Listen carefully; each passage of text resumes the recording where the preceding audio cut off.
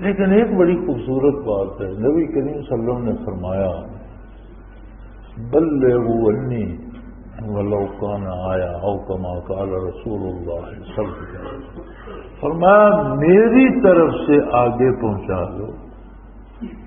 کیا فرمایا؟ میری طرف سے. اس پہ غور کیجیے.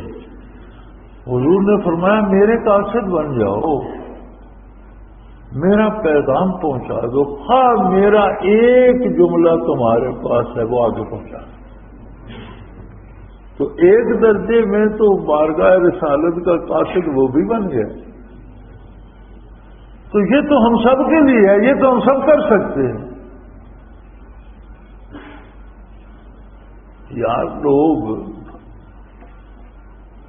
کنجروں سے گانا سیکھتے ہیں اور اسے دنیا میں پھیلانے کے لیے پوری صحیح کرتے ہیں اور پھر اس کے البم بناتے ہیں اور کروڑوں خرچ کرتے ہیں، کروڑوں کماتے ہیں.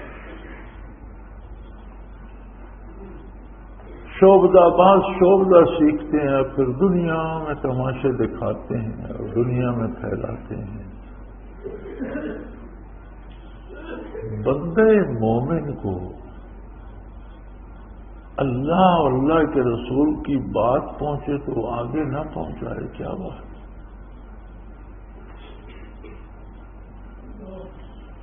اور پھر جن لوگوں کو کیفیات قلبی نصیب ہوں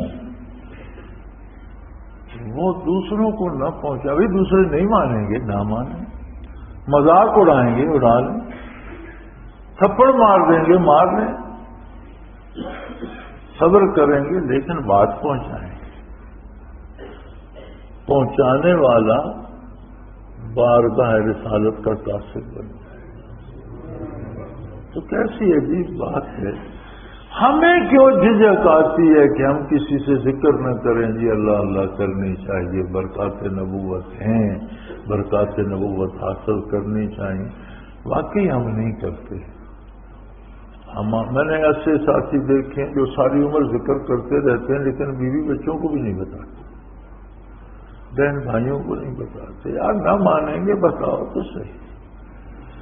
چور چوری کرنے کے لیے ساتھی بنا لیتا ہے، ڈاکو ڈاکہ ڈالنے کے لیے ساتھی بنا لیتا ہے، کبوتر باز کبوتر اڑانے کے لیے ساتھی بنا لیتا ہے، بھانگی بھنگ پینے کے لیے ساتھی بنا لیتا ہے، زمیندار کاشتکار کاشتکاری ہل چلانے کے لیے ساتھی بنا لیتا ہے، ہر شعبے کا تاجر تجارت کے لیے ساتھی بنا لیتا ہے اور اکٹھے جا کر پیسے جمع کر کے سودا لے آتے.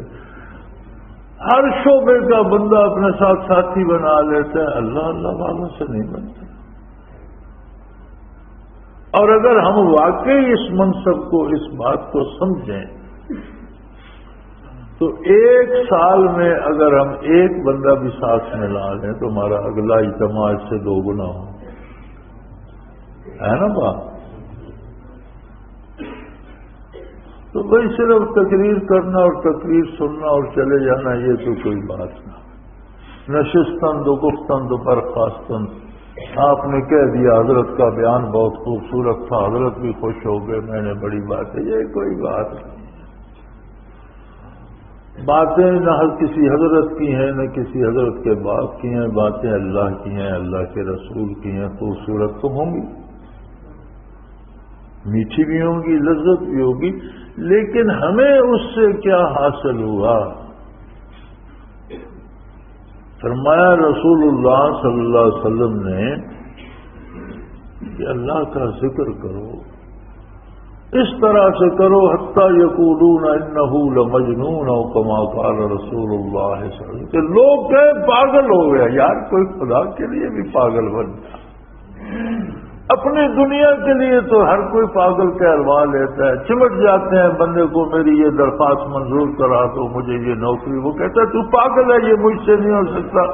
10 دفعہ ہمیں پاگل کہے ہم چمٹ جاتے ہیں، یار نہیں یہ مہربانی کر، یہ مجھے کہا. ہوتا ہے کہ نہیں؟ کوئی مقدمہ عدالت میں وہ چمٹ جاتے ہیں، اگلا دھکے دیتا ہے، ہم کہتے ہیں یار خدا کے لیے میری یہ سفارش کر، میرا یہ کر. ہم پاگل ہو جاتے ہیں اپنی خواہشات کے لیے. کوئی اللہ کے لیے بھی تو پاگل ہو جائے. لوگ کہیں یہ بیوقوف ہے، یہ دیوانہ ہے، کہنے دور ہے. یہ کتنی عجیب بات ہے کہ میدان حشر میں کسی کو بارگاہ رسالت کے قاصد ہونے کا شرف نصیب ہو، تو کتنا خوش نصیب